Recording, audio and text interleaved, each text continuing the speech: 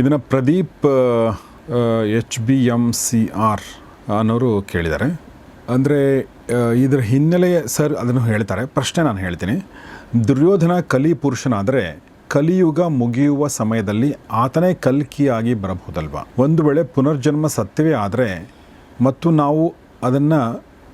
ನಾವು ಇವಾಗ ಇರೋದು ಕಲಿಯುಗದಲ್ಲೇ ಆದರೆ ಮತ್ತೆ ಹುಟ್ಟಿ ತನ್ನ ನಿಜ ಸ್ವರೂಪವನ್ನು ಅರಿಯಲಾಗದೆ ಸೋತು ಶರಣಾದಾಗ ತಾನೇ ಕಲಿ ಎನ್ನುವ ಜ್ಞಾನೋದಯ ಆಗಬಹುದಲ್ವಾ? ಚತುರ್ವಿಧ ಭಜಂತೆ ಮಾಂ ಜನಃ ಸುಕೃತಿ ನೋರ್ಜುನ. ಕಲಿಯುಗದ ಕೊನೆಯಲ್ಲಿ ದುರ್ಯೋಧನನೇ ಕಲ್ಕಿಯಾಗಿ ಹುಟ್ಟುವ ಸಾಧ್ಯತೆ ಇದೆ.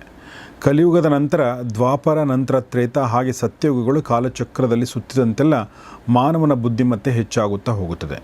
ಈ ಬಗ್ಗೆ ಸಂಪ ಗುರುಗಳ ಅಭಿಪ್ರಾಯ ಏನು?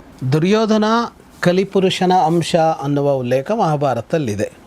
ಏಕೆಂದರೆ ರಾಕ್ಷಸರೆಲ್ಲ, ಹಿಂದೆ ಸತ್ತ ದೊಡ್ಡ ರಾಕ್ಷಸರೆಲ್ಲ, ಅಸುರರು, ದೈತ್ಯರು, ದಾನವರು, ಇವರೆಲ್ಲ ಆ ರೂಪದಲ್ಲಿ ಬರದೆ ಮನುಷ್ಯ ರೂಪದಲ್ಲಿ ಹುಟ್ಟಿದ್ರು. ಅವರನ್ನು ಕೊಲ್ಲೋದಕ್ಕೆ ದೇವತೆಗಳು ಮತ್ತು ಮನುಷ್ಯ ರೂಪದಲ್ಲಿ ಹುಟ್ಟಿ ಬಂದರು ಅಂತ ಬರುವಾಗ ಆ ಎಲ್ಲ ಸಂಹಾರ ಕ್ರಿಯೆ ನಡೆಯೋದಕ್ಕೆ ಒಂದು ಕಾರಣ ಬೇಕಿತ್ತು, ಒಂದು ನೆವ ಬೇಕಿತ್ತಲ್ಲ. ನೆವ ಹುಟ್ಟಿಸುವ ದೃಷ್ಟಿಯಿಂದ ಕಲಿದ್ವಾಪರರು ಹುಟ್ಟಿ ಬಂದರು. ಅಲ್ಲಿ ಹುಟ್ಟಿ ಬಂದರು ಅವರು ಶಕುನಿಯಾಗಿ, ದುರ್ಯೋಧನನಾಗಿ. ಹಾಗೆ ಕಲಿಯ ವಂಶ, ಕಲಿ ಪುರುಷನ ಅಂಶವಾಗಿ ದುರ್ಯೋಧನ ಹುಟ್ಟಿ ಬಂದ ಅಂತ ಇರೋದು. ಇದು ಮಹಾಭಾರತದ ಉಲ್ಲೇಖ. ದ್ವಾಪರನ ಅಂಶ ಅಂತಂದ್ರೆ ಏನು ಸರ್? ದ್ವಾಪರ ಯುಗ ಇದೆಯಲ್ಲ, ಅದರ ಅಂಶ. ಓಕೆ. ಆದರೆ ಅವರು ಕೇಳ್ತಾ ಇರೋದು ಕಲ್ಕಿ ಬೇರೆ, ಕಲಿ ಬೇರೆ. ಕಲ್ಕಿ ಅನ್ನೋದು ವಿಷ್ಣುವಿನ ಅವತಾರ, ಅದು 10ನೇ ಅವತಾರ, ವಿಷ್ಣುವಿನ ಅವತಾರ. ಕಲಿ ಅವತಾರ ಅಲ್ಲ ಅದು. ಆ ಕಾಲವನ್ನು ಒಂದು ಆಕೃತಿಯಾಗಿ ನೋಡೋದು. ಅದು ಕಲಿಯುಗ ಕಾಲಕ್ಕೆ ಒಂದು ಆಕೃತಿ ಇದೆ ಅಂತ. ಈಗ ಗಂಗೆ ಅಂತ ಅಂದಾಗ ಗಂಗೆ ನದಿ ಇದೆ, ಅವಳಿಗೊಂದು ಆಕೃತಿ ಇದೆಯಲ್ಲ, ಹಾಗೆ ಕಾಲಕ್ಕೂ ಒಂದು ಆಕೃತಿ ಇದೆ ಅಂತ. ಹಾಗೆ ಕಲಿ ಅನ್ನುವ ಯುಗ ಏನಿದೆ, ಕಾಲ, ಅದರ ಆಕೃತಿಯನ್ನು ಕಲಿಪುರುಷ ಅಂತ ಕರಿತೀವಿ.